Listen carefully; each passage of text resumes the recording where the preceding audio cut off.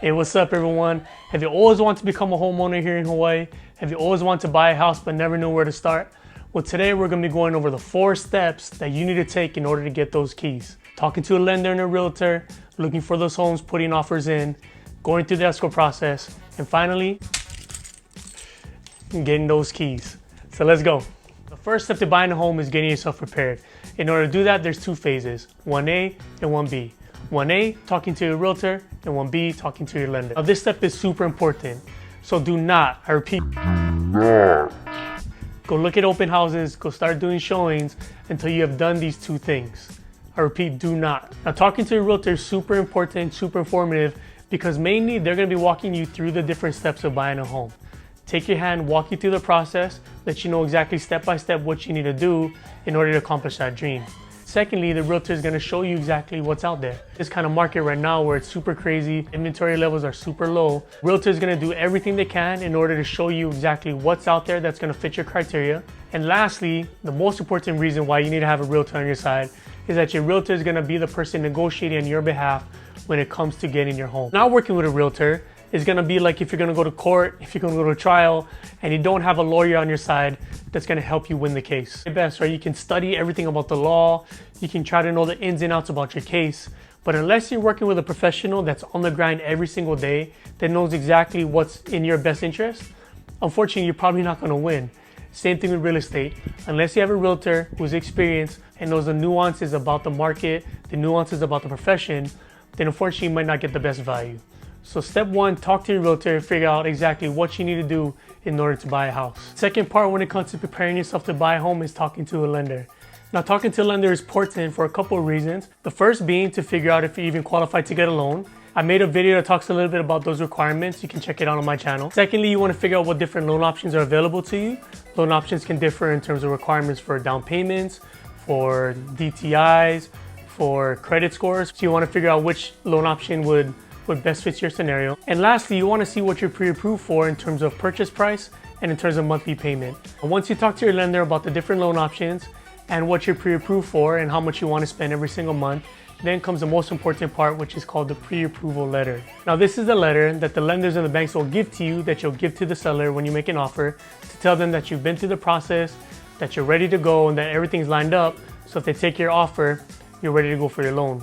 This is important because nowadays in such a competitive market, in such a fast market, sellers and real estate agents, they won't even look at your offer unless you have a pre-approved letter. So unless you've taken the time to talk to the lender and unless you have that pre-approval letter, then unfortunately you can't even put an offer in on a house. Now after you talk to your lender, after you talk to your realtor, this is the fun part. This is when you get to go out there, this is when you get to go to different open houses, when you get to go to showings, and you actually get to see what these houses look like. Not just on the pictures, because we all know pictures can be deceiving.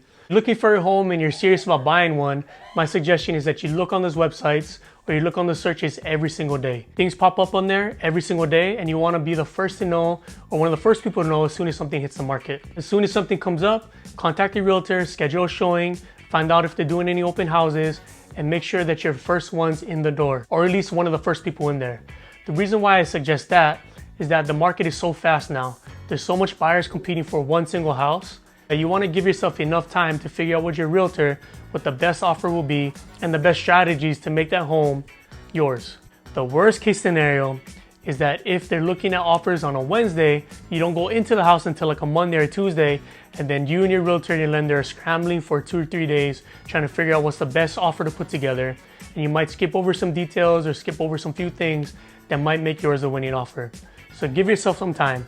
Make sure you're looking at those websites every single day and make sure you step into those homes as soon as you can. That way you have enough time to come up with the best game plan. So with looking at homes and with doing those different showings and open houses, you're gonna be submitting offers to try to make those houses yours. Now in another video, I'll go over different tips and tricks of how you can make your offer, your contract stand out above everybody else. Now once your offer gets accepted, it's not time to celebrate yet. Bruh. It's not time to celebrate yet. You still have to go through what's called the escrow process. So if you haven't heard that term before, when a property is in escrow, that means that the seller has looked at all the contracts or all the offers they received and decided to work with one particular contract. So they sign that contract, they give it back to the buyer, and the timelines of that contract have begun. Now, when the property is in escrow, you're looking at 45 days, typically here in Hawaii, before the buyer actually closes on the house and gets the keys. The main reason the escrow process takes 45 days or a month and a half is to allow the buyer to do their The way the contract is written, and we'll go over the contract in another video, is really to protect the buyer, to make sure that they do their inspections, to know exactly what's going on inside the house and outside, to get the reports from the sellers, to find out whatever was fixed, whatever was broken, any little detail that they can about the house, and to find out if there's any rules and regulations that are tied to the association according to where that property is. Now, if there's anything iffy that comes up in those inspections and those reports, that's when the realtor will step up, negotiate on your behalf, and address anything that they need to in regards to the house. Whether that be fixing something, reducing the price, or getting some credits back to you as a buyer to help you with your closing costs.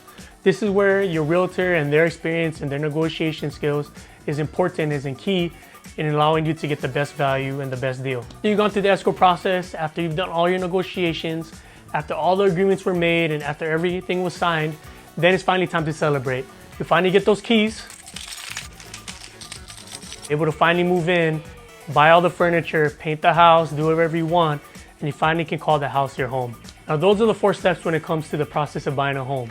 Talking to your realtor and your lender, looking at homes and putting in offers, getting offer accepted, opening up escrow, and waiting those 45 days, and finally getting your keys and celebrating. Please keep in mind that this is a journey, right? It's not a sprint. You might find a few people who've had the perfect escrow, the perfect transaction, who are able to get the first house they put an offer in on. But in most cases, it might not be like that. There's always gonna be little bumps in the roads. There's always gonna be little hurdles to overcome. And you might take a long time before you actually get the house of your dreams after putting in offer after offer after offer after offer. But one thing I want you to keep in mind is no matter how many ups and downs that you go through, that at the end, it's all gonna be worth it. I can't tell you how many times that my buyers or even my sellers have gone through all those struggles, but at the end of the process said that it was all worth it. Once they're able to get the keys to a new house, once they're able to call their house their home and invite the family members over, and invite their friends over and have their parties or just relax at home, they said all those up and downs that they were worth it. Thank you guys so much for watching again. I appreciate it. If you made it to the end, please let me know what you think. Let me know if you have any questions. Feel free to reach out to me, comment below, reach out to me on any of my social platforms, John Quindara. I'd be more than happy to help. As always, please do me a favor, like, share, subscribe. Let me know how else I can help you guys out. If you have any other questions or any other topics that you'd like me to cover, just reach out to me, send me a message, and I'll try my best to help out.